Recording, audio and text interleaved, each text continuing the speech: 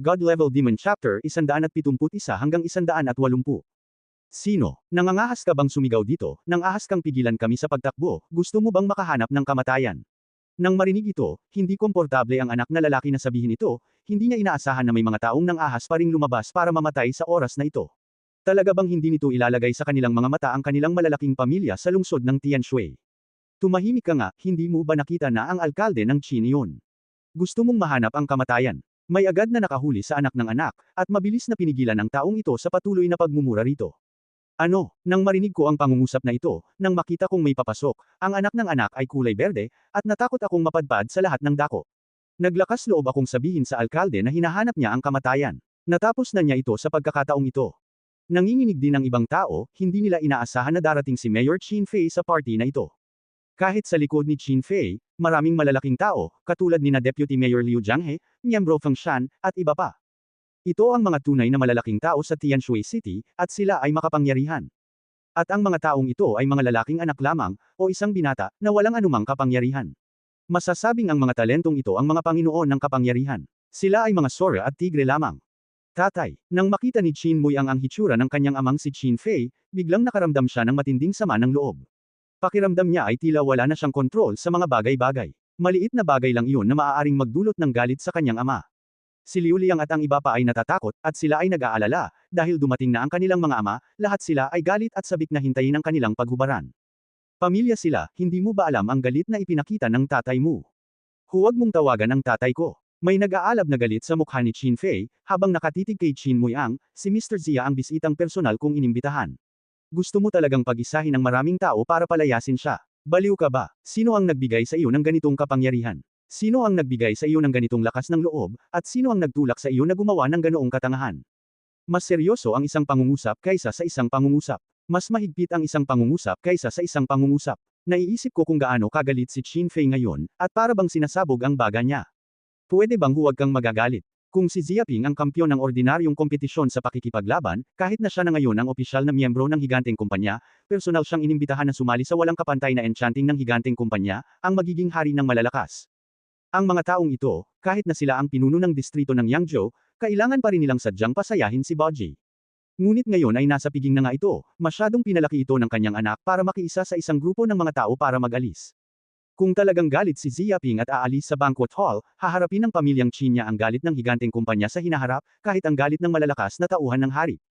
Hindi kapalaran ang magkasala ng ganito. Malinaw na gusto ko siyang bigyan ng problema ng pamilyang Qin. Kapag naiisip ko ito, labis niya itong pinagsisisihan. Kahapon, siya at ang matataas na opisyal ng Tianshusheng ay parehong matanda at nakikiramay, nag-uusap tungkol sa martial arts buong gabi, nakikinabang ng malaki, walang oras para umuwi, at hindi sinasabi sa kanyang anak ang tungkol dito. Tutal, kaya kung pag-usapan ng martial arts sa mga matatandang tulad ni Fang Lao. Mabuti na lang at hindi ito maaaring ipagpalit sa malaking halaga. Saan niya naman pala papalampasan ang ganitong pagkakataon? Ganito rin ang nangyayari sa mga pamilya ng lungsod ng Tianshui. Bukod pa rito, inakala ni Qin Fei na isang araw lang iyon. Wala lang iyon. Walang aksidente, pero kahit saan pa man iyon mangyari. Mabuti na lang at may agad na nagpaalala sa kanya ng balita, kaya nagmadali siyang pumunta, o kung hindi ay hindi niya alam kung gaano lumala ang sitwasyon. Personal ba na inimbitahan si tatay? Nang marinig ito, natigilan si Qin Mui Ang at hindi makapaniwala sa kanyang nakita. Isa ring ordinaryong estudyante sa high school ang batang ito. Kahit manalo siya sa kompetisyon sa pakikipaglaban sa high school, isa lamang siyang ordinaryong tao. Saan personal na inimbitahan ng alkalde? Hindi ba't biro ito? Ang taong makapagsalita ay ang kanyang ama. Hindi niya maintindihan kung paano nagbibiro ang kanyang ama. Kamahalan. Tinitigan ni Qin Fei si Qin Mui Ang at galit na sinabi, alam mo ba ang ginawa mo? Lumuhad ka agad at humingi ng tawad kay Mr. Zia. Kung hindi ka patatawarin ni Mr. Zia, palalayasin kita sa pamilyang Qin. Buwagin mo ang pamilyang Qin mo. Pagkakakilanlan mo. Tay, nababaliw ka na ba? Kulay berde ang mukha ni Qin Mui Ang. Hindi niya maisip ang ganitong realidad. Gusto niya lang mawala itong si Ziaping, pero ngayon, pinipilit pa rin ng ama niya na humingi ng tawad sa babae ni Ziaping at gustong buwagin ang pagkakakilanlan nito. Hindi ito kalokohan. Ano pa ba ito? Siya ang inapo ng pamilyang Qin. Siya ang tagapagmana ng pamilyang Qin ng pinakamalaking pamilya sa lungsod ng Tianshui. Ito ang kumakatawan sa mukha ng pamilyang Qin. May ginto sa tuhod ang lalaki. Masasabi mo bang nagseselos ka? Nako, baka hindi mo pa rin alam. Kahapon lang, inimbitahan si Mr. Zia na sumali sa higanteng kumpanya at maging ganap na miyembro nito. Katabi ng miyembrong si Feng Shan na nagyayabang pero may mga taong napakatapang. Naglakas loob akong itaboy si Mr. Zia sa publiko nang hindi nagpapanggap. Dakong kumpanya. Nang marinig ito, nagbago ang mukha ni Qin Muiang, at nagbago rin ang mukha ni Liu Liang. Malaki ang pagbabago sa mga mukha ng mga kasamahang naroon. Hindi nila maiwasang mapaigtad, namumula ang kanilang mga mukha, at lahat sila ay nakayuko. Hindi sila makapaniwala sa balitang ito, dahil gusto nilang sumali sa higanteng kumpanya, na hindi naman sa kaakit-akit na martial arts, bawat mandirigmang makakasali ay maaaring ma-promote sa malakas na kapangyarihan ng hari. Ano ang malakas na tao ng hari, na siyang hari ng bitik na lupa, ang pag-iral ng federal na pangulo ay hindi makakatulong, isang pangungusap pababa, sapat na ito upang hayaang mawala ang isang pamilya ng mga tao sa isang iglap. Ang henyo na makakasali sa higanteng kumpanya, lahat sila ay mga karakter na ito. Kahit na makapasok ka sa higanteng kumpanya, natural na makikilala mo ang lahat ng uri ng mga henyo, lahat ng uri ng kaakit-akit, ito ang relasyon ng mga tao, ang mga teroristang mapagkukunan ng hinaharap. Subukan mong isipin, nakakapangilabot maging isang haring malakas, pero ngayon marami na akong kakilala at nagmamahalan. Naiisip ko kung gaano karaming taksil na relasyon ang nangyari. Daan-daang hari at malalakas na tao ang bumubuo ng isang grupo upang bumuo ng isang malaking network ng mga ugnayan. Kapag bumagsak na ang gayong puwersa, kahit ang federal na pangulo ay dapat yumuko at huwag nang bumitaw. Bakit may mga pamilyang handang malugi, gumastos ng bilyon-bilyon o kahit bilyon-bilyong dolyar ng federal na pamahalaan, para lang sumali sa higanteng kumpanya, dahil sa napakaraming benepisyo nito? Pero alam din ito ng higanteng kumpanya, kaya hindi sapat ang talento, hindi sila makapangako. Sumali talaga ako sa higanteng kumpanya, paano ito naging posible? Hindi makapaniwala si Qin Mo asterisk sa mga ganitong salita, kahit ang henyo niya ay hindi natanggap ang imbitasyon ng higanteng kumpanya, sumali na sa higanteng kumpanya, pero sumali ang batang ito. Ito, ang laki ng biro na ito. Si Liu Liang ay tila walang hiya at maputi ang kanyang mukha. Kung talagang sasali ang kabilang panig sa higanteng kumpanya, ito ay isang hakbang sa langit. Umaasa ako sa pagkakakilanlan ng tinatawag na pamilyang Liu, at ito ay isang utot sa paningin ng kabilang panig. Kahit papaunlarin niya ang milenyo, hindi niya mapapantayan ang sapatos ng higanteng kumpanya. Pwede ba talagang sumali ang batang ito sa higanteng kumpanya? Ang tatlong itim na bodyguard ay berde rin ang mga mata. Sa tingin ko sila rin ang mga kampyon ng Tianshusheng High School Fighting Competition.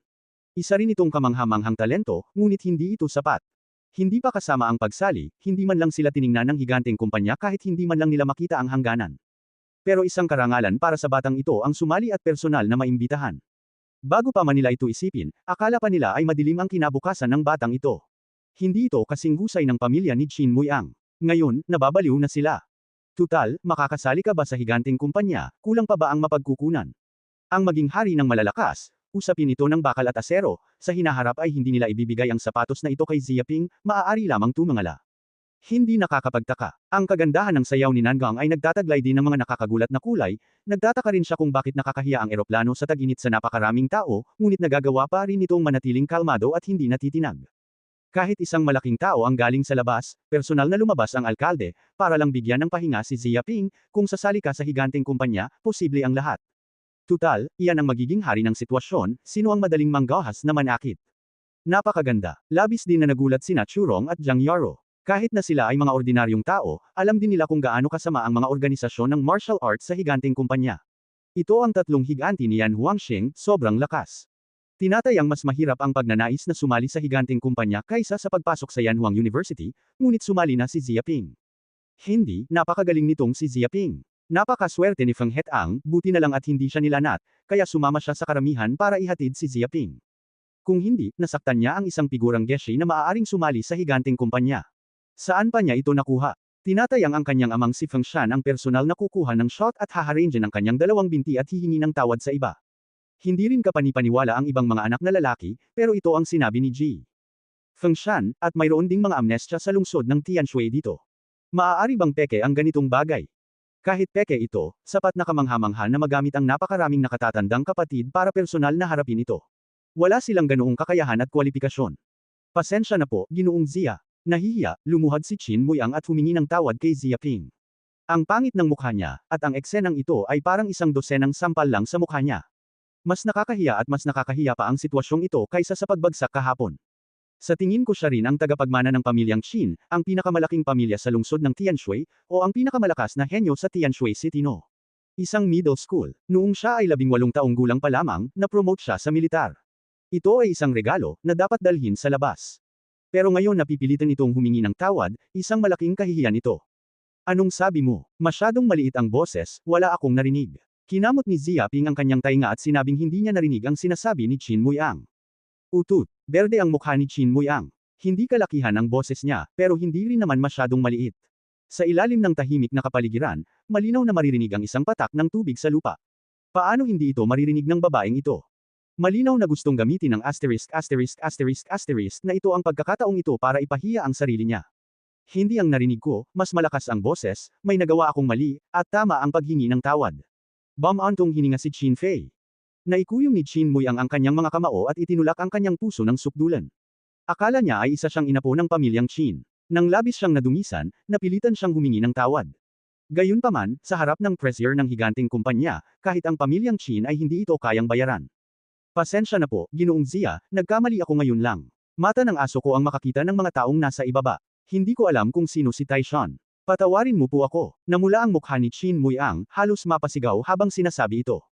Ano, sino ang mata ng aso para makakita ng mga taong mababa? Tamad na tanong ni Zia Ping. Bastos. Halos mabaliw si Chin Muyang, kinagat niya ang kanyang leeg at sumigaw, ako ito, ang mga matang parang aso ko na si Chin Muyang ay nakakakita ng mga tao sa ibaba, kasalanan ko ito. Naawa ang lahat, at umiling sila. Kailan nila nakita si Chin Muyang, ang tagapagmana ng pamilyang Chin, at ang henyo sa martial arts na napromote sa militar sa edad na 18, ay napilitang manampo at humingi ng tawad. Nakakamangha ang eksenang ito. Bago iyon, sinabi rin ni Chin Muyang na hindi sila magkapareho ng antas ng tao ni Zia Ping, ang kanyang mukha ay labis na mayabang, ang kanyang puso ay puno ng kayabangan ng mga anak ng pamilya, at lahat ay walang laman, ngunit ngayon ay tanging pagyuko na lamang ang kanyang nagawa, malakas na sinabi na siya ay mali, masyadong kawawa. Nahihiya rin si Chin Muyang na mamatay. Kung may butas man sa kasalukuyan, gusto na lang niyang ibaon ang kanyang ulo agad at hindi na muling lalabas. Hindi naman masama. Tuwang-tuwa si Zia Ping kay Chin Muyang. Lumingon siya kay Liu Liang, kumusta ka naman? Hindi ka kumbinsido. Kung hindi ka sang-ayon, maaari akong makinig, kahit na sabihin kong gusto kong magsalita ng malaya. Magsalita ng malaya, nang hihina ang loob ni Liu Liang. Ito ba ang balak mong sabihin para malayang makapagsalita siya? Malinaw na gusto ko siyang ipahiya, at gusto kong humingi siya ng tawad tulad ni Chin Muyang. Liu Liang, humihingi ka rin ng tawad kay Mr. Zia at nagmamakaawa sa kanya. Walang ekspresyon si Vice Mayor Liu Jiang.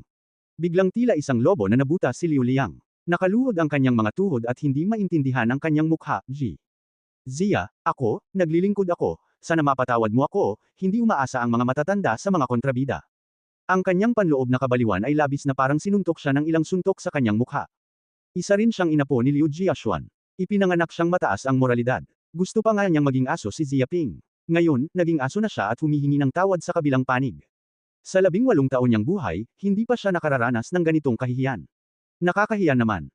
Kayong mga lalaki, itinuro ni Miyembro Fengshan ang mga anak ng pamilya at sumigaw, lahat sila ay humihingi ng paumanhin kay Mr. Zia.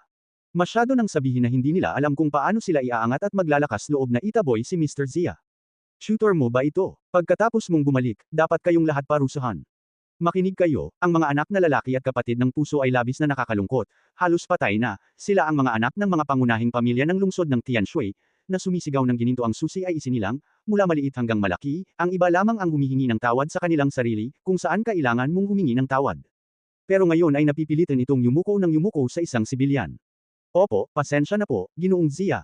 Mali tayo, napakamali natin, sana mapatawad ni Mr. Zia. Para kaming mga aso, at gusto talaga naming itaboy si Mr. Zia, napaka-ignorant namin. Kung hindi magpatawad si Mr. Zia, minamaliit namin ito. Isa-isang lumuhad ang anak ng isang anak, namumula ang mukha, at humingi ng tawad kay Zia Ping. Lahat sila ay sumisigaw kay Zia Ping at gustong palayasin si Zia Ping sa bulwagan. Wala silang makitang tao, mga mayabang sila at minamaliit ang sinumang sibilyan, pero ngayon ay sinisigawan na nila ang isang sibilyan at yumuyuko ang kanilang mga ulo para humingi ng tawad. Ito, nahiya si Feng Hetang. Nang makita niya ang ganitong eksena, talagang kamangha-mangha ito. Kung may mamamatay sa distrito, pipilitin niya ang mga bata sa lungsod ng Tianshui na humingi ng tawad, at isa lang ang magpapabagsak sa mga pangunahing pamilya sa Tianshusheng. Isa itong kamangha-manghang eksena. Gaano man kay-amon ang kanyang imahinasyon, hindi niya inaasahan ang ganitong sitwasyon. Ngayon ay hindi niya alam kung ano ang kanyang iniisip. Masyadong makapangyarihan ang Zia Ping na ito. Ito ay isang pagtalon sa isang dragon, walang makakaligtas. Nabigla rin ang sayaw ni Nangang, pinilit ng isang tao ang mga pamilya ng malaking pamilya na yumuko, hindi ito dragon, ano ba ang dragon? Kahit na ipinanganak siya sa South Palace, hindi niya magagawa ang ganoong bagay, nang higit sa inaasahan.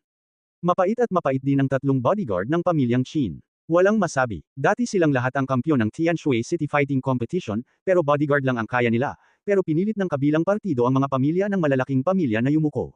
Masyadong malaki ang agwat. Dati pinayuhan din nila si Ziaping na maging mahinahon, tingnan mo naman kung paano sila may ganitong mukha. Pagkatapos ng isang bagyo, natapos na ang paghingi ng tawad kay Ziaping sa mga pangunahing pamilya. Bagamat kalahating oras pa rin ang piging gaya ng dati, walang sinuman sa silid ang may ganitong mood, at isa lamang itong proseso ng paggawa nito, na siyang pagtatapos ng hapunan. Tuwang-tuwa si Ziaping na makauwi na. Gayunpaman, para kay Chin Muiang, isa itong nakakahiyang gabi, at mahirap magalit. Tinatayang hindi pa niya naranasan ang ganitong nakakahiyang bagay sa buhay na ito. Mahirap itong kalimutan sa buhay na ito. Sa kalagitnaan ng gabi, sa silid-aralan ng pamilyang Chin, tanging sina Chin Muiang at ang kanyang amang si Chin Fei lamang ang naroon, ang dalawang mag-ama ngayong gabi. Tatay, nagngingit-ngit si Chin Muiang, ayaw na ayaw, at nagulat ang mukha. Ako ay isang inapo ng pamilyang Chin, ang mga tagapagmana ng pamilyang Chin, at ang buong lungsod ng Tianshui ay maaaring magkumpara ng ilang pamilya sa pamilyang Chin. Pero ang bata, ang ika-18 henerasyon ng pamilya ay mga binti ng putik, isa sa mga tao. Pero pinilit mo akong humingi ng tawad sa bata. Nakakahiya ito, hindi lang para sa Chin Muiang ko, kundi pati na rin sa nakakahiyang kahihiyan ng pamilya Chin ko. Paano mo nagawa to? Hindi niya masyadong naintindihan. Kahit may nagawa siyang mali, hindi niya inisip na dapat siyang mapahiya. Sa harap ng napakaraming tao, humingi siya ng tawad kay Ziaping. Para manahimik ka, sinamantala ni Chin Fei ang kanyang anak na si Chin Muiang, alam mo ba kung sino ang taong maaaring sumali sa higanteng kumpanya? Henyo, isang pambihirang henyo sa loob ng maraming dekada, ang kinabukasan ng malakas na hari, walang duda. Nangangahas ka bang masakta ng mga taong ganyan, gusto mo bang bigyan ako ng problema ng pamilya Chin? Nagngingit-ngit ang mga ngipi ni Chin Muiang at malungkot ang mukha, paano naman ang henyo? Paanong bihira itong makita ng ilang dekada? Ang henyong hindi lumaki ay isa ring utot. Saan ko pa kailangang humingi ng tawad sa kanya ang pamilya Chin ko? Ang mga taong may ganitong talento ay napapagitnaan, at hindi kakaunti ang mga iyon. Bakit tayo matatakot sa kanya? Ang tono niya ay nagpapakita ng bahid ng kalungkutan, na may bahid ng pagpatay.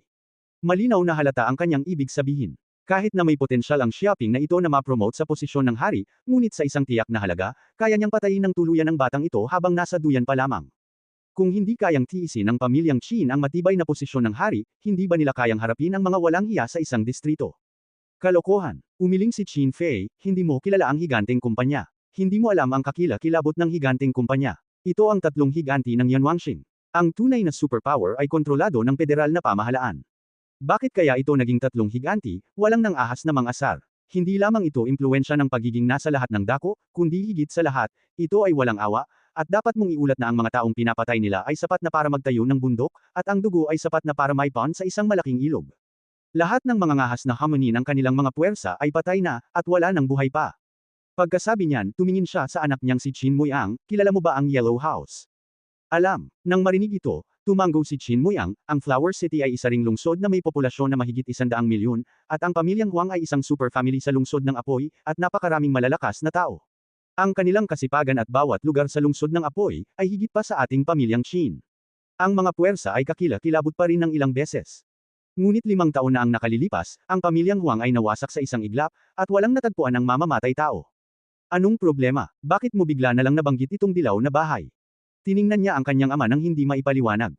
Ang Huangcheng Huangja na ito ay winasak ng higanteng grupo. Isang gabi, ang isang siglong gulang na pamilyang ito ay nabunot, at lahat ng mga tauhan ay hindi nakatakas, at lahat ay namatay. Naikuyom ni Chin Fei ang kanyang mga kamao, at may bahid ng takot sa mga pupil ng mata. Ang kahulugan. Ano, hindi makapaniwalang tiningnan ni Chin Muiang ang kanyang ama. Hindi siya makapaniwala. Ang sikat na tahanan sa Huangcheng ay winasak ng higanteng kumpanya. Noong panahong iyon, ang nagngangalit na lungsod na ito, si Wang Jiachen Zhangwei, ang ganap na hegemon ng lungsod na ito. Sinasabing walang pagkakaiba sa limelight. Walang sino man ang maglalakas loob na saktan sila.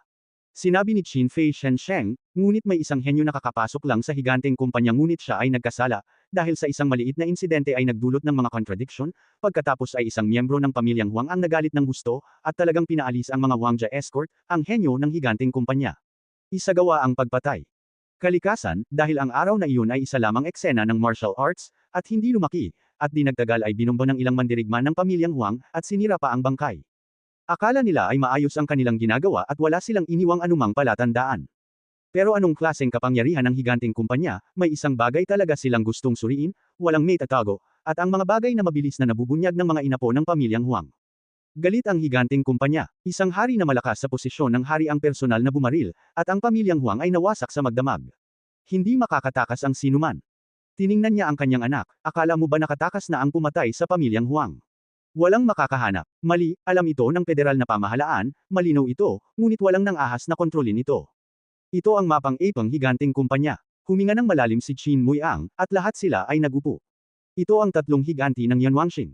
Ang tunay na superpower, isang pamilyang ilang beses na mas kakilakilabot kaysa sa kanyang pamilyang Qin, ay nagsabing ito ay masisira, walang sinuman ang maglalakas loob na kontrolin ito. Hindi nito sinisisi ang higanteng kumpanya. Umiling si Qin Fei, talagang ang napakatanga ng mga anak ng pamilyang Huang, at may mga bawal silang nagawa. Nangangahas silang magsimula sa mga opisyal na miyembro ng higanteng kumpanya. Hindi ba't naghahanap iyon ng kamatayan? Sino mang nakakaalam kung sino ang maaaring sumali sa higanteng kumpanya ay may potensyal na umangat sa ranggo ng hari. Ngunit ang mga anak ng pamilyang Huang ay hindi alam kung paano mabuhay at mamatay, pinapatay ang isang binhi na maaaring ianggat sa kalagayan ng hari. Hindi ba sila maaaring magalit? Kahit ang federal na pamahalaan ay hindi kayang panatilihin ang dilaw na bahay na ito. Pagkasabi niyan, tumingin siya sa kanyang anak, gusto mo ring patayin si Ziaping, kaya mo, pero kailangan mong isama ang buong pamilya Qin namin para samahan ka. Ito na ang presyo, napakamarangal ng tono niya. Ito, napakapait ng bibig ni Qin Muiang. Dahil lang sa kaunting sama ng loob, kinuha ko ang buong pamilya Qin at inilibing kasama ang aking sarili. Tinatayang bago pa siya makapagsimula, papatayin siya ng kanyang pamilya at hihingi ng tawad sa kanyang kalaban gamit ang kanyang ulo. Kung tutuusin, hindi ang kanyang ama ang tunay na may kontrol sa pamilyang Qin, ni ang kanyang sarili, kundi ang kanyang lolo. Kahit ang buong pamilyang Qin ay mayroong mahigit 100 ugat, at maraming miyembro ng pamilya. Malamang na hindi sila kailanman sasang-ayon dito. Hindi nakakapagtaka na pinilit ng kanyang ama ang sarili na yumuko at humingi ng tawad. Sa harap ng isang hindi mapigil ang Parkupino, isang magiging hari ng sitwasyon, kahit na yumuko ang buong pamilyang Qin, hindi ito labis. Kung hindi siya hihingi ng tawad ngayon, kamumuyan siya ng kabilang panig. Kapag si Ziaping ay napromote sa kaharian ng hari at nagkaroon ng kapangyarihan ng kalangitan, natatakot ako na may isang balitang babalitaan at ang kanyang pamilyang Qin ay mabubura. Gusto mong gumanti sa kahihiyan na natanggap mo ngayong gabi. Tiningnan ni Qin Fei ang kanyang anak. Sapat na ang ma-promote bilang hari. Kapag na-promote na sa teritoryo ng hari, kahit ang higanteng kumpanya ay hindi maglalakas loob na ilipat ka. Kapag may gusto kang gawin, susuportahan ito ng pamilya Qin, walang sino man ang mangangahas na questionin ito. Nang marinig ito, kinuyam ni Qin Muiang ang kanyang mga kamao at labis na nag-aatubili. Hindi siya makasundo at hindi niya mapigilan ang sarili. Hindi siya nakarating sa sitwasyon ng hari. Wala man lang siyang kwalifikasyon laban kay Ziaping. Ang problema, kahit ma-promote siya sa posisyon ng hari, anong klaseng martial arts realm kaya ma-promote si Ziaping? Sa katunayan, ang ganitong dialogo ay hindi lamang sa pagitan ni Qin Muiang at Qin Fei, kundi pati na rin sa pagitan ng mga pangalawang alkalde na sina Liu Jianghe at Liu Liang, at sa pagitan ng pangunahing pamilyang Tian Shusheng. Tutal, walang mas nakakaalam tungkol sa kakilakilabot ng higanteng grupo kaysa sa mga matatandang sorya ng mga pamilyang ito. Habang mas nauunawaan nila ang kapangyarihan ng higanteng grupo, mas nahihiya sila. Ilang taon na ang nakalilipas, ang pagkabigla ng lungsod ng Wangjia, ang kanilang dugo, ang kanilang pagdadalamati, ay malinaw na nakikita, sino ang maglalakas loob na bumitaw. Tinatayang isa rin itong higanteng manok at unggoy, ipaalam sa mundo na hindi ito isang natutulog na leon, maglakas loob na hawakan ang ilalim na linya, dapat mong bayaran ang presyo ng dugo. Gayunpaman, sa oras na ito, masaya si Ziaping na umuwi, at hindi niya pinansin ang bagyo ng mga pangunahing pamilya ng lungsod ng Tianshui. Tumulo. Pagkabalik niya lang sa kanyang kwarto, agad siyang nakatanggap ng kahilingan para sa komunikasyon sa pamamagitan ng video, na siyang direktor na si Wang. Anong meron? Binuksan ni Ziaping ang kahilingan, at agad na lumitaw sa harap niya ang virtual na palabas ng matabang martilyo ng hari. Ang kabilang panig ay nagpapakita ng ngiti at mukhang napakawalang halaga. Amo, mukhang nasa sabik si Wang the Hammer, ang 10 serye sa TV na in-order mong kunan, kinunan at inedit ko na, at ngayon ay hinihintay ko na lang na i-upload ang video website. Ang bilis naman. Natigilan si Ziaping. Naalala niya na plano niyang gumawa ng serye sa TV bago ang pag-atake ni Wang Da, at mahigit 2 linggo lang pala iyon. Pero ang bilis naman kinunan ng 10 episode ng serye sa TV. Huwag masyadong mabilis. Mahinhin na tumingin si Wang the Hammer at sinabing, matagal ko pa ring hindi kinunan yan, hindi pamilyar ang aksyon. Kung 5 taon na ang nakalipas, kalahati ng oras ay sapat na, maliit lang ang lahat. Nang makita ang nagpakilalang tingin na ito, napanganga si Ziaping, at ang 10 araw na paggawa ng pelikula ng 10 episode ng mga drama sa TV ay pangit na, ngunit ang lalaking ito ay kalahati lang ng oras ang kailangan niya noon, paano niya nagawa iyon? Hindi naman ito maloloko, hinala ang tingin niya sa Wang Sledgehammer. Boss, makakaasa po kayo. Tila nakikita ang nasa isip ni Ziaping. Tinapik ng martilyo ni Wang ang kanyang dibdib at sinabing, ang seryeng ito sa TV ang nagbigay sa akin ng tiwala sa sarili sa loob ng maraming taon. Ito ang tugatog ng aking maraming taon ng karera sa sining. Kapag na-upload mo na ito sa website ng video, agad nitong sisindihan ang uso sa panunood ng mga pelikula at hahayaang hindi mo na ito gustuhin pa. Masama ang promosyon nito ngayon. Tiningnan niya si Ziaping gamit ang kanyang mga mata. Publisidad. Paano mo gustong mag-advertise? Alam din ni Zia Ping na kung walang propaganda, gaano man kaganda ang serye sa TV, hindi ito makikilala. Masasabing bahagi rin ng industriya ng pelikula ang propaganda at imposibleng maalis ito. Naisip ko na ang ilang mga paraan ng propaganda para masigurong magiging matagumpay ang mga ito. Puno ng kumpiyansa si Wang the Hammer. Tama, ganito talaga ang plano ko. Balak niyang magsimula ng mahabang kwento. Gayunpaman, agad siyang pinigilan ni Zia Ping at sinabing, kalimutan mo na yan, huwag mo nang ipaliwanag sa akin. Kaya mong lutisin yan ng mag-isa. Pero, gusto ko lang makita ang resulta. Wala siyang interes na makinig sa sledgehammer ng hari na humihila ng maraming bagay. Sa kasong ito, ang mga aktibidad ng propaganda ng serye sa TV ay ibibigay sa akin. Lumingon si Wang the Hammer at sinabing. Tumango si Zia Ping, sige, ibigay mo na sayo. Salamat po, boss, tiyak na matutupad ko ang inaasahan ko. Nakuha ko ang pagsang-ayon, nasasabik si Wang the Hammer. Maghintay kayo at tingnan ninyo, tiyak na papayagan ko ang seryeng ito sa TV. Pagkatapos noon, ibinababo niya ang tawag kapag bumukas ang telepono. Napakabilis talaga ng pagkuha ng pelikula. Hindi ko alam kung magiging malaking sunog ang seryeng ito sa TV. Pero kung magtagumpay man, bagsak na, 5 milyong federal na dolyar na ang magagastos. Hindi mahalaga si Zia Ping, sa laban lang na ito, kumita siya ng 400 milyong dolyar federal, at hindi niya nakita ang perang kinita ng serye sa TV. Pero wala akong pakialam. Tutal, walang may ayaw sa sarili niyang pera. Pagkatapos ng isang linggo, isa na itong pagsubok sa higanteng kumpanya, at kailangang pumasa ang pagsubok na ito.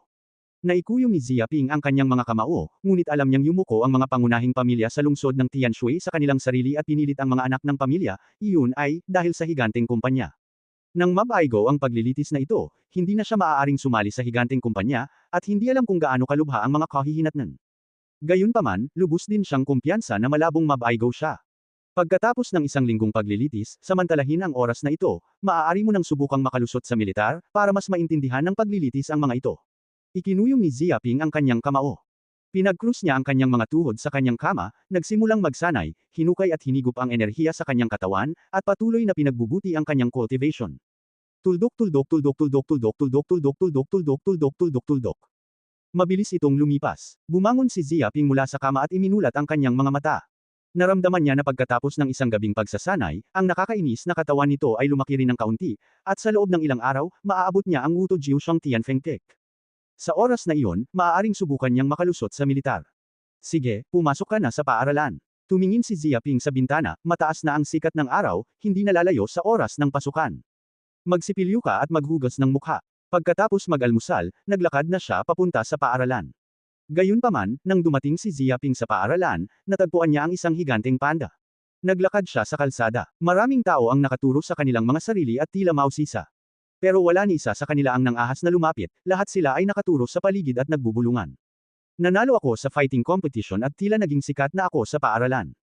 Hinawakan ni Zia Ping ang baba niya, pero wala siyang pakialam, at nagpatuloy sa paglalakad papunta sa klase niya.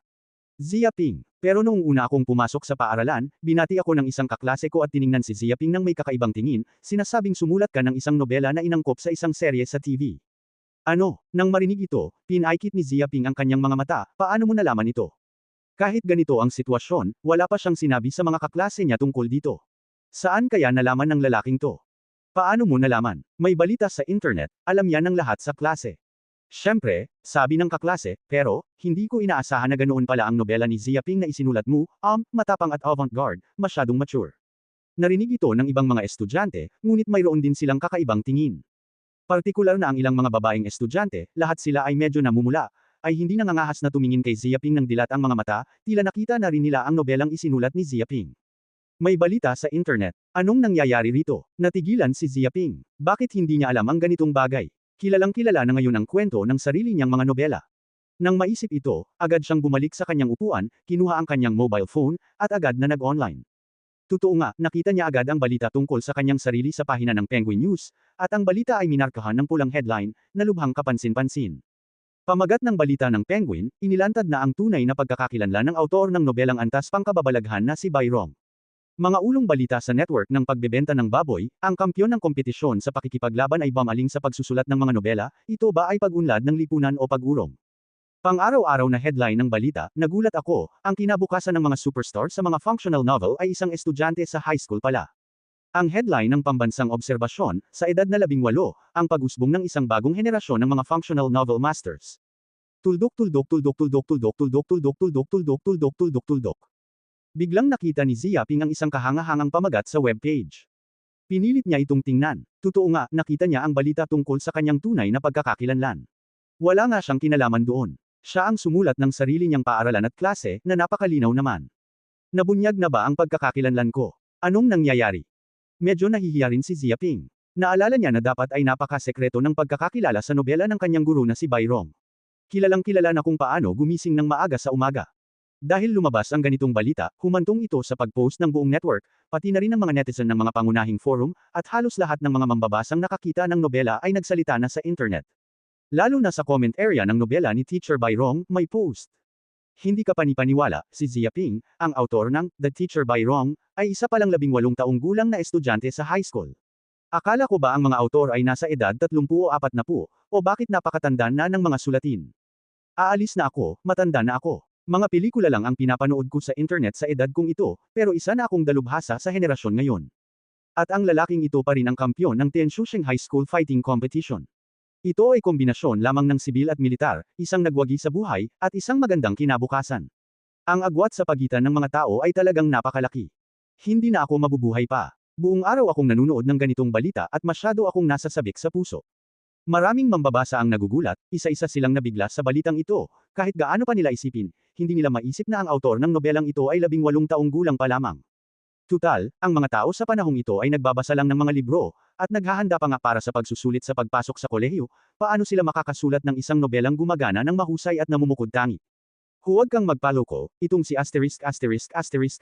Ziaping ay isang halimaw. Kahit na siya nga ang kampyon ng kompetisyon sa pakikipaglaban, sumulat din siya ng isang obra maestra, ngunit ang iba ay hindi maganda, isa itong halimaw, lahat ay makakakuha nito. Isang netizen na nag-angking isang alumnus ni Ziaping ang agad na nag-post ng ganoong uri, sumisigaw ng malakas, at puno ng puot sa pagitan ng mga salita.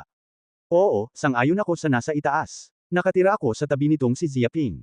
Mula maliit hanggang malaki, hindi ito magandang bagay. Madalas kong binubuli ang batang babae sa tabi ko, at kumukuha pa rin ako ng lollipop ng iba. Kahit ang lola ay tumatawid sa kalsada. May nagtanong sa kanya ng daan, at madalas na itinuturo ng ang maling direksyon, na nagpapalipas ng ilang ikot ng mga tao, nagpapaantala ng ilang oras, walang hiya hanggang sa sukdulan. Mula sa edad na 9, kinuha niya ang babae. Sa edad na 12, dinala niya ang babae sa hotel. Sa edad na 15, sinimulan niya itong pakasalan. Hindi niya ginawa. Muntik na siyang mahuli ng asawa, at hubad pa rin siya mula sa pamilya. Tumilapon ang bintana ng palikuran sa ika-9 na palapag at naging balita na. Tama, sa edad na 18, mas sobra na ang na ito. Maliit na bagay lang ang magpidol ng mahigit 12 bangka. Pinalaki na rin ito ang tiyan ng mahigit 12 mga babaeng nasa high school. Pati ang mga bulaklak sa major school ay nilaso na ng iba. Gusto na ng babae na magpalaglag, pero hindi pa rin siya nagbibigay ng pera, puro lang talaga, halimaw siya. Kaya kung magsulat ng ganoong artikulo, nasaan ang kakayahan niyang maging namumukod-tangi? Nangangahas akong hulaan na ito ay batay sa kanyang personal na karanasan. Isa itong talambuhay. Ayon sa kwento sa itaas, siguraduhin mong maaaring makulong ang ng ilang taon. Sa totoo lang, hindi ako natatakot sa mga biro ng lahat. Pamilya ako ng isa sa mga babaeng biktima. Humingi kami ng kabayaran sa walang hiya, pero ang ipis ay kumuha ng itim na notebook mula sa bangkay at tiningnan ito isa-isa. Matapos itong suriin ng matagal, natagpuan ko ang pangalan ng anak ko. Tiningnan ko ito sa itaas, at least may 12 ng pangalan ng babaeng biktima. Hindi siya halimaw, sino ba yan? Ang mga netizen na nagsasabing pamilyar sila kay Ziaping ay nagpost sa internet, ay sumigaw ng malakas kay Ziaping, at sa sobrang galit nila ay umiyak at sumigaw silang lahat. Hindi nila alam kung paano kamuhian si Ziaping. Gusto lang nila itong balatan at saksakin. Nang makita ang mga komento ng mga tumatawag sa kanilang sarili na Ziaping, maraming netizen ang biglang natuwa. Pupunta ako, sasabihin ko kung paano nakakasulat ng ganito kaluma na artikulo ang isang 18 taong gulang na estudyante sa high school. Lumalabas na ang emosyonal na karanasan ay napakayaman at kamangha-mangha. Kahit na hindi inaasahang maranasan ito ng mga taong nasa edad 30 at 40, napakalakas pa rin itong si Ziaping. Napakalakas nito sa edad na 18. Sapat na ito sa edad na 30 at 40. Ang halimaw, 15 taong gulang pa lamang, at mga tao. Asawa, kasal, hindi, tao pa rin ba siya? Ako ngayon ay 30 taong gulang na, nasa dating lugar pa rin. Lalaki, maliban sa ina, ang ibang mga batang babae ay walang mga kamay. Hinayla. Sobra na, talagang basurang lalaki itong si Ziaping, grabe, sobra na ang girlfriend niya, mahigit 12 na ang meron siya, ang dami pang ang dapat tandaan gamit ang notebook, o kung hindi man ay kalimutan, dahil dito. Napakaraming tao ang may puso, kaya napakaraming tao ang hindi naniniwala sa pag-ibig. Mahilig sa utot, napaka-super species niya. Kabayo, ano yang klase ng utot? Alam mo ba, patuloy yan na nagbabayad. Pakikipagpares, gumagawa ng mga walang prinsipyong bagay buong araw. Anong ginagawa ng mga babae? Napakawalang katwiran na malaman na ang **** na si Xia Ping na ito ay isang hamak na tao. Bakit sila handang mahulog sa kanyang makamandag na mga kamay? Narinig mo ba na ito ang kampyon sa kompetisyon ng pakikipaglaban? Maganda ang mga resulta, at medyo gwapo sila. Baka may pera sa bahay. Kung magsasalita ka ng kaunting matatamis na salita, hindi mo alam kung ilang babae ang mahuhulog sa kamay na ito. Hindi nakakapagtaka na ang pangalang panulat ay Black-Hearted Wolf. Gaya ng ipinahihiwatig ng pangalan, ang puso ay itim, o ang kulay. Lobo, karapat-dapat sa pangalang iyon. Ang bida sa nobelang ito ay isang babaeng guro. Ayon sa panlilinlang na ito, hindi ba't kahit ang babaeng guro sa paaralan ay nahuhulog sa kanyang mga kamay? Mga ibon, hindi man lang binibitawan ng ***** na ito ang guro, tao pa rin ba yan? Sa katagalan, nawala na ang disiplina sa paaralan at nasa panganib na. Maraming mambabasa ang nagbibigay ng mga komento, na pawang nakakagulat sa emosyonal na karanasan ng autor. Tutal, ngayon pa lang sila nakakita ng ganitong karumal-dumal na kwento. May mga taong mas naiinggit pa sa puot, mga estudyante sa high school lang ang marunong makipaglaro sa mga babae, at pagkatapos ng ilang dekada, kailangan pa rin nilang gawin yun, hindi alam kung ilang babae sa high school ang naging salot ng walang hiyang ito. Tiningnan ni Xia Ping ang mga balita sa mga network na ito, at napakaraming komento mula sa mga netizen. Pakiramdam niya ay masyadong kakila-kilabot ang mga chismis. Anumang pekeng balita ay gawa-gawa lamang sa buong network, at imposibleng sisihin ito. Gayunpaman, kung paano nabunyag ang kanyang pagkakakilanlan, malinaw na hindi gaanong marami ang naroon maliban sa website, mga magulang, kay Jiang Yaro at iba pa. Hindi, may isa pang taong nakakaalam na agad na naalala ni Xia Ping ang walang hiyang direktor na si Wang the Hammer, at naalala rin niya na may isang serye sa TV na ipapalabas kamakailan. Malamang na nagsimula ng hype ang gagong ito at inilantad ang kanyang pagkakakilanlan. Nang maisip ito, agad na kinuha ni Xia Ping ang telepono at tinawagan ang direktor na si Wang the Hammer. Nang maikonekta ang telepono, agad niyang sinabi, Wang Hammer, sabihin mo nga sa akin kung ano ang nangyayari dito. Gawa-gawa lang ba ang balita sa internet?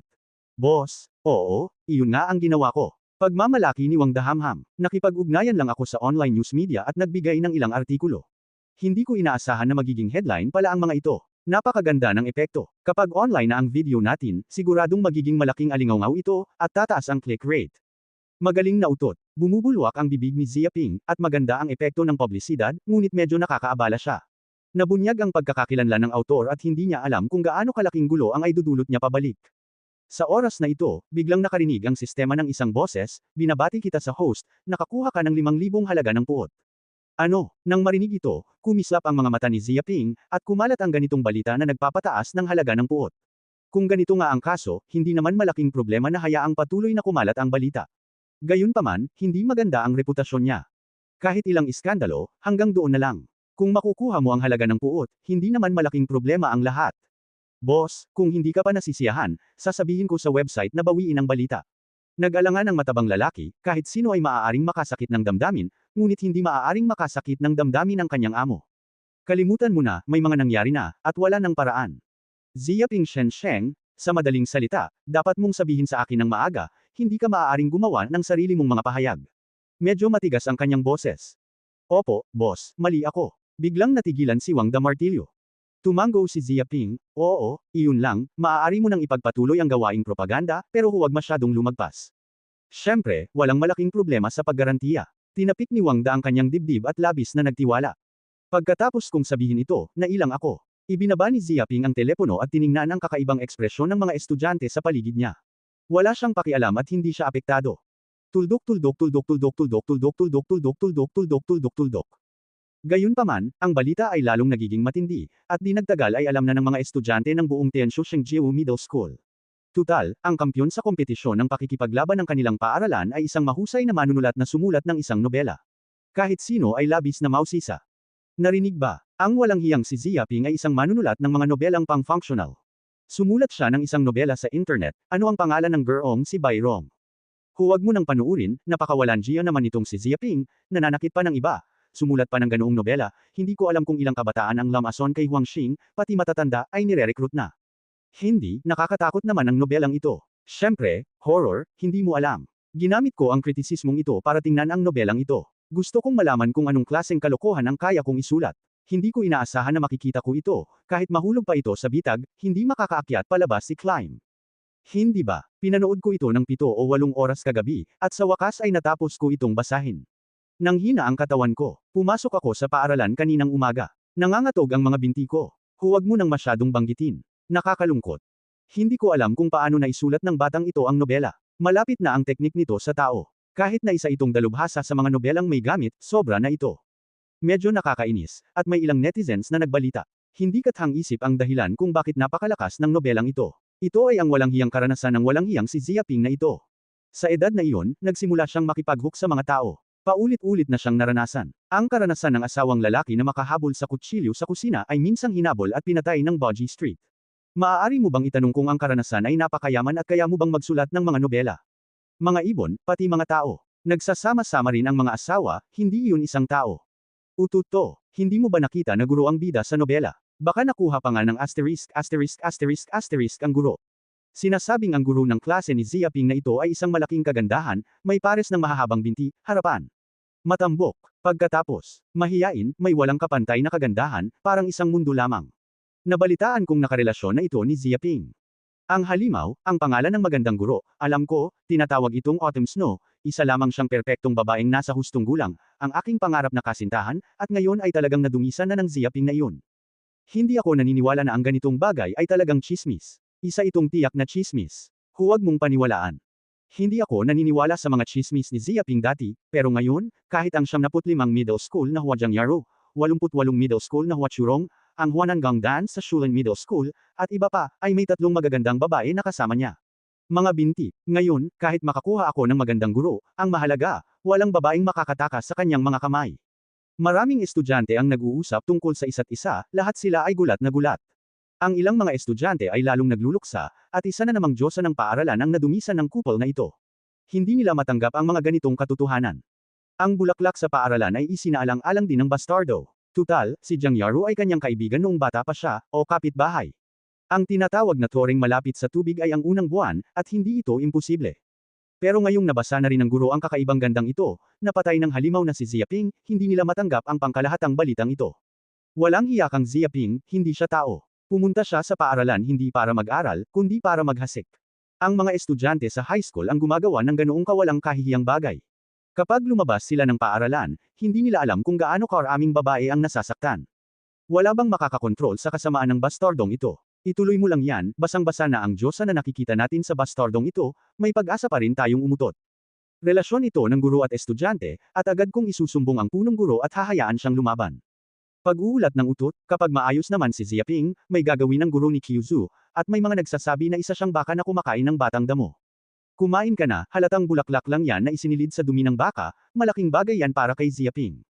Isang grupo ng mga estudyante ang nagdadalamati at nagluluksa. Ang diyosa ng paaralan na si Qiuzu ang kanilang pangarap na mangingibig. Hindi ko alam kung ilang tao ang minamahal, at mas sikat pa kaysa kay Jiang Yaro. Pero ngayon sikat na ito, at maging ang may-ari ay isang sikat na lalaking basura. Wala ni isa sa kanila ang kayang tanggapin ito. Lahat sila ay nalulungkot. Kahit na karamihan sa mga estudyante ay galit kay Zia Ping, hindi sila maaaring maglakas loob na gumawa ng kahit ano kay Zia Ping, dahil ang masamang pangalan ng lalaking ito ay matagal nang naririnig sa buong paaralan, at hindi ko alam kung ilang tao na ang nalason niya. Maglakas loob na tumayo sa harap ng eroplano ng tag-init, tinatayang tatamaan ng suntok. Tuldok tuldok tuldok tuldok tuldok tuldok tuldok tuldok tuldok tuldok tuldok tuldok. Gayunpaman, minamaliit pa rin ni Zia Ping ang paraan ng haka-haka ni Wang Da Martillo. Kinabukasan, nagsimula ng kumalat ang balitang mas nakakagulat pa. Ang balita ng mas sikat na mga tao ang nagtulak sa insidente sa pinakamataas na antas. Kumukulo ang buong online na mundo. Ang pinakamahusay sa mundo. Ang serye sa TV na hinango mula sa nobelang Teacher by Wrong ay ilulunsad sa mga pangunahing video site. Sinasabing ang seryeng ito sa TV ay ang malayang puhunan ng autor na si Blackheart Wolf, at nagtayo pa ng isang kumpanya ng produksyon ng pelikula. Ayon sa grupo ng mga tauhan, ang lobo na may itim na puso ng may akda ay maaaring gumanap ng personal, gumanap ng isang sumusuportang papel, at gumanap ng isang kapanapanabot na tunggalian kasama ang pangunahing tauhang si Lin Meikong. Kamanghamanghang iskandalo, sigaw ng sikat na aktres na si Lin Meikong, maaaring sumailalim siya sa mga patakaran ng itim na pusong lobo. Ang sikat na aktres ng mga estudyante sa high school na may mga nakatagong patakaran, ito ang kalungkutan ng moralidad, o ang kalungkutan ng lipunan. Mayaman na nga ba ang mundo? Ang pagpuna sa sarili ng isang babae ay nagpapakita ng kakilakilabot ng industriya ng libangan. Tuldok tuldok tuldok tuldok tuldok tuldok tuldok tuldok tuldok tuldok tuldok tuldok. Sa oras na ito, isang mensahe ang pinakawalan mula sa kamay ng martilyo ni Wangda, at kumukulo na ang network. Sa partikular, ang autor na si Blackheart Wolf ay maaaring lumahok sa serye sa TV na hinangumula sa nobelang ito, at maaaring palihim na gumawa ng patakaran tungkol sa sikat na aktres na si Lin Meikong, kaya naman hindi mabilang ang mga netizen na nagulat. Sasama ako, baka ang autor, kaya niya palang iakma ang nobela para gawing serye sa TV. Paano na adaptasyon ang nobelang ito? Ang tapang ba ng manunulat ng script? Isa itong walang katulad na inisyatibo. Medyo nasa sabik ako. May mga ugok sa taas, at walang focus sa mga dapat pagtuunan ng pansin. Hindi mo ba nakita na ang seryeng ito sa TV ay ipinuhunan ng autor na si Blackheart Wolf? At personal pa rin itong puhunan, hindi siya takot sa dugo. Takot siya sa utot. Ayon sa balita, isang buwan pa lang naman. Ang autor ng Blackhearted Wolf ay kumita na ng mahigit 50 milyong federal na barya. Tinatayang ang listahan ng kita ng mga manunulat ngayong taon ng una. Diyos ko, kumikita ako ng 50 milyong federal na dolyar kada buwan. Nakakabaliw ito. Hindi bababa sa 5,000 federal na dolyar kada buwan ang kinikita ko. Nahigitan niya ako ng 10,000 beses. Isang 18 taong gulang na estudyante sa high school. Kaya bakit hindi siya pumunta sa langit? Maraming netizen ang nagulat at nabigla sa balitang ito. Kahit alam nilang sikat na sikat ang nobela sa internet, hindi nila inaasahan na kikita sila ng ganito kalaking pera sa loob ng isang buwan. Isa lamang itong masaganang gabi. Gusto ng mga ordinaryong tao na kumita ng 50 milyong federal na dolyar, kahit hindi nila ito magawa sa loob ng 100 taon, pero ngayon ang batang ito ay 50 milyong federal na dolyar na lang kada buwan, masyadong eksaherado. Ang laki na ng kinita ko, at kailangan ko pang gumawa ng mga drama sa TV, kahit hindi ako takot mawalan ng pera, pero hindi naman kailangan. May ilang tao na nagpahayag ng pagdududa tungkol sa balitang ito at labis na naguluhan. Alam mo yung utot, ang sarap talaga ng tinatawag na kabusugan. Baliwala lang sa kanya ang pera. Ang pakay niya ay ang makuha ang isang babae, na isang magandang aktres. Oo nga, kung pupunta ka sa ilang milyon, hindi may tatago ng aktres ang mga patakaran. Kilala ko si Lin Meikong, napanood ko na lahat ng pelikula niya. Puro mukha ang meron ako at may apoy sa dibdib. Dahil sa ganitong klaseng babae, handa akong paikliin ang buhay ko ng 10 taon. Hindi mo siya maaaring makuha sa loob ng 100 taon ng buhay. Huwag kang manood ng mga pelikula ng iba. Parang napakakaswal lang. Madaling magsimula, pero wala talagang pera.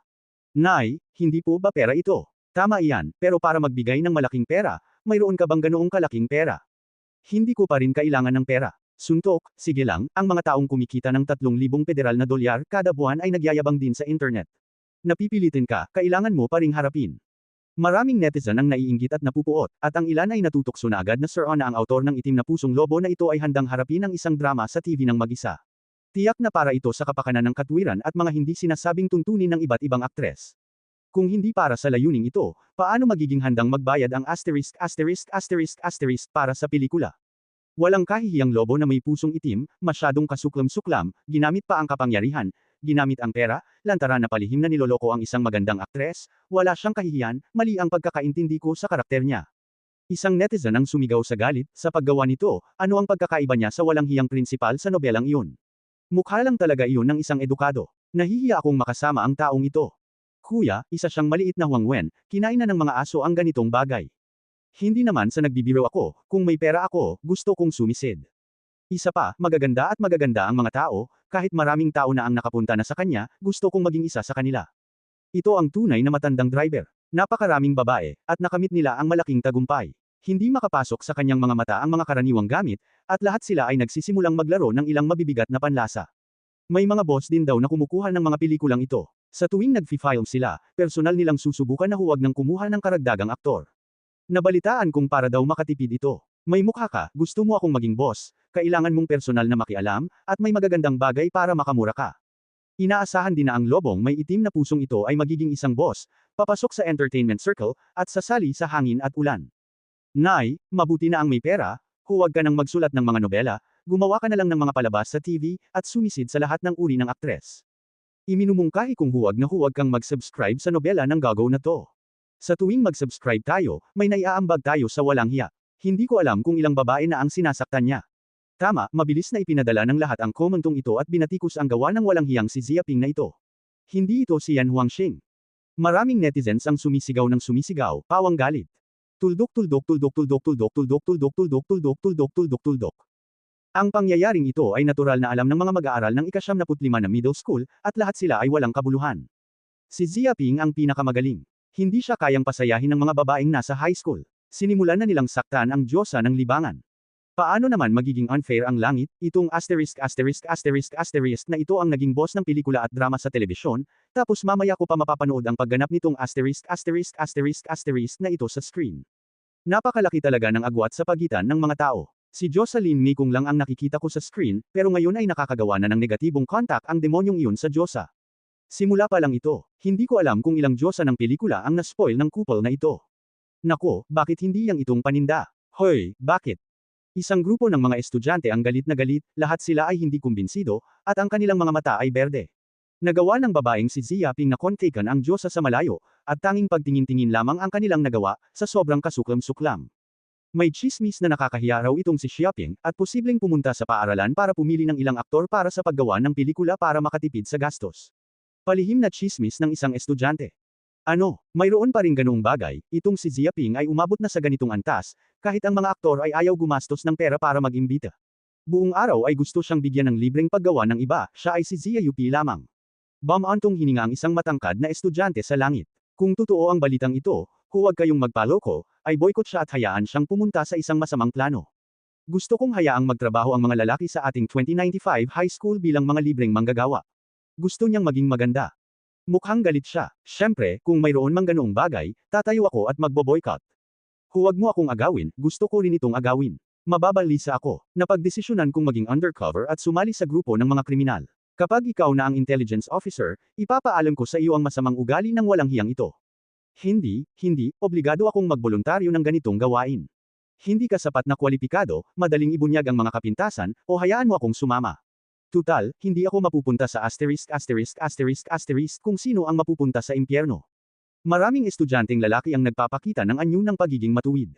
Nakita ko sa internet ang paksa ng drama sa TV tungkol sa gurong si Bayrong. Tuwang-tuwa rin ang direktor na si Wang the Hammer. Kung wala kang sasabihin, makipag-ugnayan agad sa website ng video at ay anunsyo na ipapalabas ito sa madaling araw. Kung sasamantalahin ang kasikatan ng paksang ito, tiyak na makakakuha ito ng malaking tugon. Hindi inaasahan ang resulta ng sledgehammer ni Wang. Agad na naipost ang seryeng ito sa video website at agad na nakilala ng hindi mabilang na netizens. Lahat ng mga ito ay napanood online. Gusto kong makita kung ano ang seryeng ito sa TV ng adaptasyon ng nobelang Apoy. Pagkagising kinabukasan, agad na nasaksihan ni Zia Ping ang pananibik ni Wang Da, "Boss, nagliliyab ang ating serye sa TV, alam mo ba ang Apoy?" Lumitaw ang kanyang virtual projection sa harap ng summer plane. Tiningnan ni Zia Ping ang matabang lalaki. Mayroon din siyang dalawang mata na parang panda. Ang pupil ay puno ng mga matang namumula. Halatang hindi ito natutulog sa gabi, at ang mga nerbiyos ay labis na nasa sabik. Sunog. Anong nangyayari? Pinaikit ni Zia Ping ang kanyang mga mata. Hindi may tago ng martilyo ng matabang hari ang kanyang emosyon. Tuwang-tuwa siya, kakalabas lang ng serye sa TV kagabi, at agad itong dinagsa ng napakaraming netizens. Muntik ko nang masira ang video website. Nang mga oras na iyon, inakala ng namamahala sa website na nahack siya. Mabuti na lang at naayos ito ng mga technician sa oras. 7 oras lang, ang unang episode namin ng TV drama ay umabot sa 30 milyon, alam mo ba ang 30 milyon na hit rate? Sumayaw siya. Naiintindihan din ni Zia Ping kung bakit tuwang-tuwa si Wang the Hammer, 7 oras pa lang, lumagpas na sa 30 milyon ang click rate, at 10 milyong dolyar lang ang kinita nila para sa advertising pa lang. At simula pa lamang ito. Sa loob ng ilang araw, ang click-through rate ay mahigit 100 milyon, at malamang na umabot pa nga ng 1 bilyon. Nabawi na ang halaga ng 10 episode na serye sa TV, at kumikita pa rin ito ng malaki. Kaagad niyang binuksan ang webpage at pumasok sa video website. Totoo nga, nakita ni Zia Ping na mabilis na tumataas ang click rate sa video, at umabot na ito sa halos 40 milyon. Lumabas pa nga ang 80,000 komento sa comment area, at tuwang-tuwa ang mga manunood. Ito ang pinakamagandang palabas sa TV na napanood ko. Ang babaeng gurong ito ay ang pangarap kong mangingibig. Si Lin Teacher lang ang kilala ko na naghubad ng damit ko, pero dahil sa seryeng ito, kilala ko si Lin na nakasuot ng damit, napakalong vision talaga nito. Kung mayroon mang isang napakagandang guro na gaya ng guru ko, hindi ako maglilipat ng mga ladrilyo ngayon, kundi magtatrabaho sa isang gusali ng opisina, at lalabas pa para manghuli ng mga halimaw sa kagubatan at maging isang malakas na martial art. Walang kahihiyang lobo na may maitim na puso, nananakit ng iba, nagsusulat ng mga nobela, hindi ko alam kung ilang kabataan ang nalasan. Ngayon ay nakapag-film na ako ng isang serye sa TV. Anong oras kaya tayo masasaktan kung handa tayong sumuko? Hindi ba, noong una, mahirap lang kami, at mahina ang aming determinasyon. Hindi namin ito makontrol. Isang gabi, nang malungkot ako, parang wala nang laman ang katawan ko. Hindi ko alam kung gaano karaming sustansya ang kaya kong kainin para mabawi ang lakas ko. Hindi talaga makikita ang ganitong klaseng gawa. Masyadong sira-sira. Kung titingnan mo ang lahat, pagsisisihan mo. Isa lang itong sulyap. Hindi, kahit dumi ng baka ay mas maganda pa sa kanya. Hindi ko alam kung ano yun. Mga basurang kathang-isip, mga drama sa TV ay basura rin. Hindi ko alam kung ano ang nangyari sa mundo, ang mga basurang gawa ay maaaring ilabas, ngunit ang ilang mabubuting gawa ay hindi alam. Pasensya na, neuropathy lang ang nasa taas. Kakatakbo ko lang palabas ng ospital natin at palihim na naglibot, pasensya na sa lahat. Isa akong propesor ng psychiatriko, na may apelyidong Yang. Pagkatapos ng unang hatol, ang nabanggit ay nangangailangan ng paggamot gamit ang electric shock, mga 3 buwang paggamot. Maniwala ka sa akin, para masigurong maalis ang gamot, tuluyang maalis ang sakit, at wala ng problema. Kamangha-mangha si Propesor Yang. Sa isang sulyap ko lang ay nakikita ko na ito ay isang neuropathy. Maraming netizen ang nasa ilalim ng video commentary area, at mayroon silang masiglang komento. Ang ilan sa kanila ay naghahanap ng kahihiyan. Naspray na rin sila ng maraming netizen at hindi na makontrol. Nakakalungkot talaga. Amo, naikuyom ni Wang Martillo ang kanyang kamao, kung ang click-through rate ay higit sa 100 milyon, maaari tayong kumita ng higit sa 30 milyon sa isang episode ng naturang serye sa TV. Kung ito ay 10 episode, maaari tayong kumita ng higit sa 3 bilyon. Kahit na umabot sa 1 bilyon ang click rate ng isang episode, kikita pa rin tayo. Sa sobrang tuwa niya ay inakala niya magiging malaking hamon ang serye sa TV na nag-adapt sa nobela, ngunit hindi niya inaasahan na aabot ito sa ganitong antas. Sa katunayan, minamaliit pa rin niya ang popularidad ng nobelang ito, kasama ang mga haka-hakang ito, na naging sanhi ng atensyon ng hindi mabilang na mga netizen, na maaaring maging isang himala. Si Xia Ping ay napaka-emosyonal din. Akala niya ay kikita siya ng 400 milyong federal na dolyar sa pagsusugal. Kahit na napakalakas niya, hindi niya ito mapipilit na kumita pa ng pera. Pero mali siya, at napakamali niya. Ang kahangahangang serye sa TV, ang kita na maaaring pagkakitaan, ay isa lamang napakalaki at napakabilis na kita, mas mabilis pa sa makinang pang-imprenta. Hindi kalabisan sabihin na isa itong mayamang gabi. 7 oras lang, o mapapanood na ang unang episode, makakatanggap ka ng 30 milyong bayarin sa advertising, at pagkatapos, pagkaraan ng ilang sandali, maglalabas ka ng mas maraming drama sa TV, kailan kaya ito mapapanood? 1 bilyong mayaman, kahit ang bilyonaryo, ay nasa iyong mga kamay. Ituloy mo ang pagbaril. Agad na sinabi ni Xia Ping, kunin mo ang 100 episode ng seryeng ito, syempre, medyo mapapabuti ang iyong gantimpala, at tiyak na hindi ka mawawalan ng malaki. Hindi siya mahirap na tao. Dahil kayang lumikha ng ganoong halaga ang kabilang panig, ibig sabihin ay napakaraming pera ang kabilang panig at binibigyan niya ito ng dagdag na sweldo. Normal lang iyon. Salamat po, boss. Tuwang-tuwa si Wang the Hammer at halos maluha. Pagkatapos ng mahabang panahon, sa wakas ay napatunayan na niya muli ang kanyang talento sa paggawa ng pelikula, at hindi yun ang talento ni Jiang Lang. Nilabanan niya ang kanyang panloob na pananabik at naikuyom ang kanyang kamao. Sa loob ng 3 taon, napahiya siya ng 3 taon, at pinalayas siya sa bilog ng pelikula at telebisyon na parang aso. Ngunit ngayong bumalik na muli ang kanyang martilyo, sa pagkakataong ito ay hindi na siya muling mapapalayo. Sa sumunod na 2 araw, patuloy na inilabas ni Wang the Hammer ang natitirang 9 na episode ng serye sa TV. Nagdulot ito ng matinding sensasyon sa bawat episode, at sa loob lamang ng 1 araw, umabot na ito sa mahigit 100 milyon. 10 drama sa TV ang pinagsama-sama, ibig sabihin, ang bilang ng mga pag-click ay lumampas na sa 1 bilyon, at ang bilang ng mga komento ay umabot na sa 1.5 milyon, na nanguna sa listahan ng mga sikat na serye sa TV sa buong network. Maging ang kasikatan ng mga drama sa TV ay humantong din sa pagbenta ng mga nobela. Maraming manunood ang nanood ng nobela nang may pag-uusisa, na bumuo ng isang malaking trend sa internet. Tuldok tuldok tuldok tuldok tuldok tuldok tuldok tuldok tuldok tuldok tuldok tuldok. Gayunpaman, habang lalong sumisikat ang drama sa TV, ang pangalan ni Xia Ping, ang kanyang pagkakakilanlan, at ang kanyang serye ng mga gawa ay pawang hindi mabilang, at malinaw na nahukay ito ng hindi mabilang na mga netizen. Maging ang magandang guro na namamahala sa klase sa Xia Ping ay kilala rin ng maraming tao. Maging ang isang malaking bilang ng mga tagahanga ng nobela ay pumunta pa sa ika-75 na middle school para sa paglalakbay, para lamang makita ang prototype ng puting dragon sa alamat, ang magandang babaeng guro sa alamat. Dahil dito, ang insidenteng ito ay nagdulot din ng sakit ng ulo para sa mga pinuno ng buong Tianshushenjiu Middle School. Dahil dito kay Xia Ping, pansamantalang tinipon ang mga pinuno ng paaralan at isang pagpupulong ang ginanap. Silid pulungan ng ika-75 na paaralan ng gitnang paaralan sa lungsod ng Tianshui.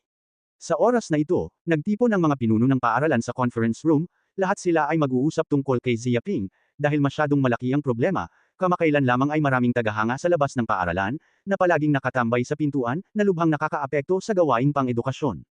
Prinsipal, nagalit ang isang kalbong lalaking nasa katanghaliang gulang at sinabing, iminumungkahi kong alisin agad ang na si Xia Ping. Isa lamang siyang itim na tupa sa ating ika-75 na middle school. Tingnan mo ang mga mabubuting bagay na nagawa niya, hindi madaling basahin ang libro, talagang isinulat niya si Xiao Huangwen, isa pa lang siyang estudyante sa high school, pero isa na ring bata. Malungkot ang mukha niya at puno ng lungkot. Ang kalbong lalaking ito na nasa katanghaliang gulang ay ang direktor ng pagtuturo ng paaralan. Bueno, may mga libangan ng mga estudyante, at hindi kami masyadong madali para huminto. Ang punong guro ay isang lalaking nasa edad 50 hanggang 60, mabagal niyang sabi. Bagamat medyo sobra na ang pagsusulat ng ganitong uri ng artikulo, hindi ito sulit na itaguyod, ngunit wala ring paglabag sa mga patakaran ng paaralan, imposibleng itaboy ito dahil sa maliit na bagay na ito. Pero kailangan pa ring gumawa ng hakbang ang lalaki, at nagbukas pa nga ng isang kumpanya ng pelikula. Nagngalit ang mga ngipin ng kalbong lalaking nasa katanghaliang gulang at tumingin sa kanya, sinasabing siya ang nagbukas ng kumpanyang ito, ang layunin ay para lihim na suron ang iba't ibang aktres at gawin ang lahat ng uri ng mga walang prinsipyong bagay. President, sabi mo bawal ang ganitong bagay. Sa kalaunan, masisira ang kapaligiran ng paaralan natin dahil sa estudyanteng ito. Isa itong masamang demonstrasyon. Ang mas malala pa ay may balita na maaaring gusto pang umupo ng mga estudyante sa high school ang lalaking ito para magboluntaryo para sa gastos ng pamamaril. Dahil sa pangyayaring ito, wala nang nag-aral ng mabuti sa paaralan. May ilang lalaking estudyante na hinahasa ang kanilang mga kasanayan sa pag-arte at nag-eehersisyo rito buong araw, umaasang makita ni Zia Ping. Punong guro, kayo na ang humusga, itinuturing ng estudyanteng ito ang sagradong paaralan, ipagpatuloy ninyo ito, ang ating 2095 high school ay talagang maaaring maging base ng mga talento sa pagsasanay ng pelikula, at kung sino ang pupunta sa ating paaralan para mag-aral. Maraming lider ng paaralan ang kakaiba sa pagkarinig nito. Matagal na silang nakikibahagi sa edukasyon. Ngayon lang sila nakakita ng ganitong estudyante. Ang mga estudyante sa high school ang talagang gustong pumasok sa entertainment circle at sa iba't ibang patakaran ng aktres. Ito talaga ang pinakamahusay. Iniisip lang ito ng mga ordinaryong tao, ngunit totoo pa rin ito, at ngayon ay mas kilala pa ito.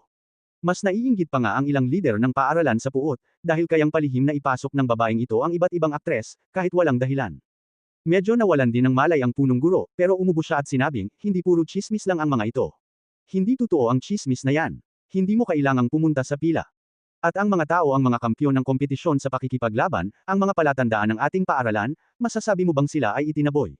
Nang marinig ito, agad na tumaas ng 8 degree ang boses ng kalbong lalaking nasa katanghaliang gulang, kung ano ang mabuti, ang pag-uugali ay hindi tama, at isa rin itong itim na tupa sa lipunan pagkatapos ng pamamasyal, at wala itong gaanong naiambag sa lipunan.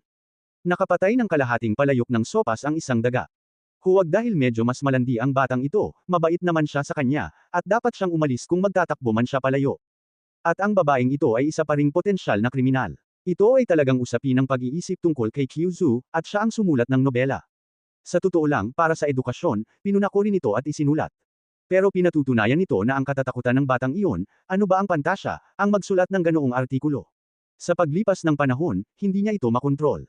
Ako mismo, marahil ay sisimulan ko ng turuan si Qiuzu, at maging ang ibang mga babaeng guro ay nasa panganib. Isa siyang halimaw na kahit ang kanyang asawa at ang kanyang asawa ay hindi pinakawalan. Nagngingit-ngit ang mga ngipin niya at galit na galit. Isang grupo ng mga guro ang tumingin sa kalbong paghamak, sinasabing ito ay pamuna para sa mga pangangailangan ng edukasyon, pamuna sa isang itlog, at makita na napakaraming dahilan ng sariwa at pino, at ang ***** ay dapat buhay. Ano, kahit mga tao, hindi pinapakawalan ng asawa, medyo sobra na ito, ang bigat ng batang panlasa, talagang hindi ka panipaniwala ang mga kabataan, mga 30 o 40 taong gulang pa lang ang matandang lalaki para maintindihan ang alindog. Bam-antong hininga siya. Prinsipal, sumigaw ang kalbong lalaki, hindi mo na maaaring takpan ng estudyanteng ito, o mabilis na paalisan siya at pakalmihan ang bagyo. Kung hindi, ang reputasyon ng ating paaralan ay magiging lubos na mabaho, walang gustong pumunta rito para mag-aral. Naiinis siya kay Zia Ping, pero mabalahibo itong bata. Kilalang kilala siya sa paaralan, at abala siya sa ulan. Kahit ang guro ni Qiuzu ay hindi bumitaw, at sana ay panahon na iyon. Sa bagay, gusto ng pakasalan ng na ito si Qiuzu, kailangan na niyang umalis. Hindi naman malaking problema ang pagpapatalsik sa kanya, pero kakapasok lang niya sa higanteng kumpanya at isa siyang backup member ng higanteng kumpanya. Ngumiti ang punong guro sa kalbong lalaki. Kung sinisisi ito ng higanteng kumpanya, responsibilidad mo ba ito? Ano, nang marinig ito, ang mukha ng kalbong lalaki ay namula at nagulat. Halos hindi siya makapaniwala sa narinig. Presidente, ikaw, sinasabi mo bang sumali siya sa higanteng kumpanya? Oo, hindi gaanong maraming tao ang nakakaalam nito. Tanging mga nasa mataas na antas lamang sa lungsod ng Tianshui ang nakakaalam nito. Normal lang na hindi mo maintindihan. Tiningnan ng punong guro ang kalbong lalaki. Gusto mo pa ring patalsikan ng isang napakagaling na estudyante. Sige. Ito, luntiang kulay berde ang mukha ng kalbong lalaki, at siya ay lubos na nahihiya. Alam niya kung gaano kahirap sumali sa higanteng grupo. Lahat ng makakasali ay isang walang kapantay na henyo, isang tunay na henyo. Ang mga taong ito, kahit saang paaralan pa nila gusto. Kung gusto niyang paalisin itong si Xia Ping ngayon dahil sa ilang katawa-tawang dahilan, sinisisi siya ng higanteng kumpanya, pero hindi siya makakain at makakalakad, kahit ang alkalde ay hindi siya kayang panatilihin. Guro, medyo magulo ka pa rin, nakangiting sabi ng punong guro. Kamakailan lang, may mga estudyanteng nagulat na medyo samobra na ang ginawa mo, at galit na galit ka kaya maraming magulang ang pumupunta rito para magreklamo. Sa tingin ko ay masyadong mataas ang pressure mo sa trabaho kamakailan. Kailangan mo munang magpahinga. Pansamantalang papalitan ni Teacher Leo ang trabaho mo. Sa tingin ko ay wala kang anumang opinyon. Walang kwenta ang mga nakapaligid na pinuno ng paaralan. Malinaw na ginagamit ng punong guro ang pagkakataong ito para talunin ang direktor. Dahil kamakailan lang ay nagtatalon-talon ang lalaking ito, nag-aagawan ng hangin at ulan, at hindi man lang pinapansin ng punong guro.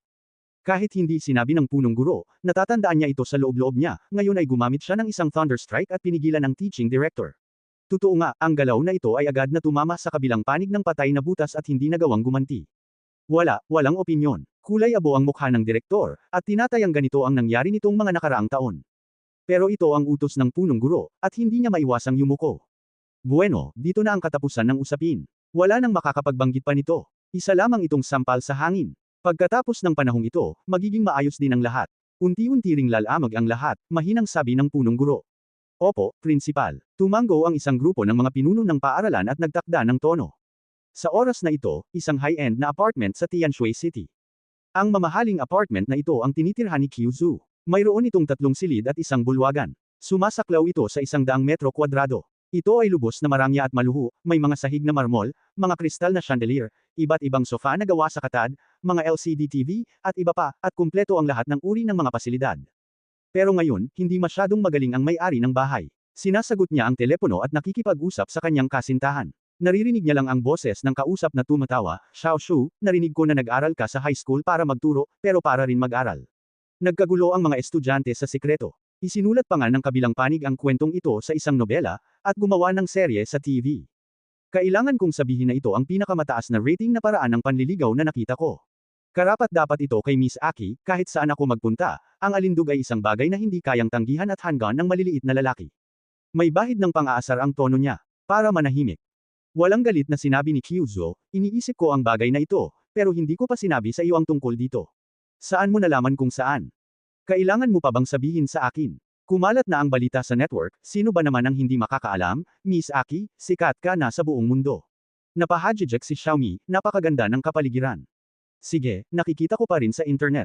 Medyo marami ang mga tagahanga na pumupunta sa paaralan ninyo. Mukhang pupunta sila sa pilgrimage. Hiniling ba sa iyo na pumirma? Sa pagsasalita tungkol dito, nakaramdam ng sakit ng ulo si Kyuzu. Mahinahon talaga siyang tao noong una. Bihira siyang makaranas ng mga ganitong nakakabaliw na eksena. Noong una siyang pumasok sa paaralan, maraming tao ang kumukuha ng litrato ng kanilang mga sarili, at ang iba naman ay humihingi ng lagda. Maraming tiyuhin na ilang dekada na ang tanda, at para na rin itong nagiging superstar. Para sa ganoong eksena, hindi niya ito makontrol, at sinimulan pa niyang impluwensyahan ang sarili niyang mga gawain sa pagtuturo. Araw-araw pagkatapos ng klase, maraming tao ang naghihintay sa pintuan, na medyo kinakabahan siya, na mas nakakatakot pa kaysa sa humahabol.